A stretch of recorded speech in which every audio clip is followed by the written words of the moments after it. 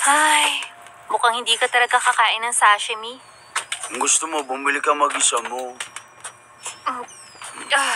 Kalimutan mo na nga yun.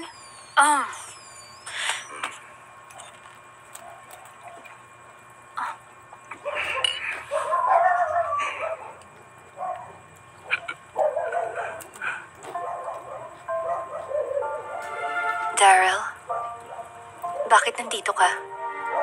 Para ba makalimutan ako? Oo. Nandito ako para kalimutan ka. Aubrey, makinig ka. Wala akong pakialam kung makikipag-break ka.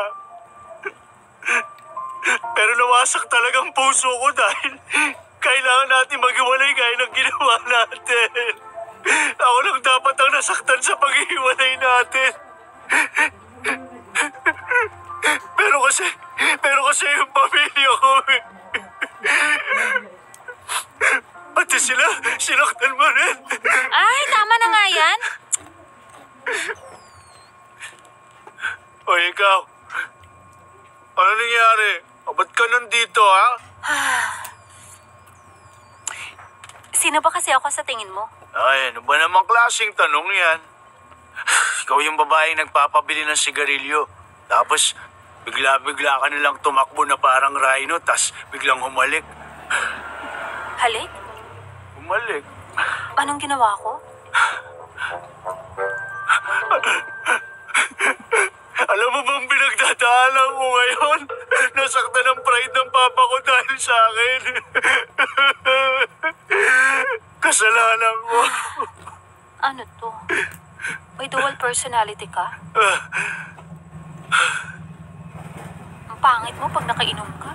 Hoy, kuripot na manager! Hoy, di ako kuripot. Ikaw naman masyado kang palaway. Lagi kang sangkot sa gulo, babaeng pasagulero. Awayera ka. Pikon, pasagulera. Sira na siguro ako. Hindi ako makapaniwala na gustuhan kita ng 10 taon. Sapat na ang 10 taon para baguhin ang mga bundok at ilog. Ibig sabihin, expired na sila. Kung alam ko lang hindi na dapat kita tinago sa puso ko. Bakit mo naman ako itatago? Bagay ba ako, ha? Baka itlog ako. Itlog ako.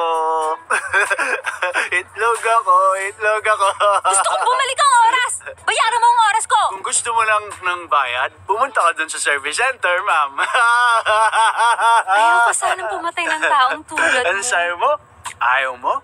Ayaw ko rin malasing ng wasak! Inom pa tayo! Pero nasobrahan na ako. Grabe, mukhang mamamatay na yata ako.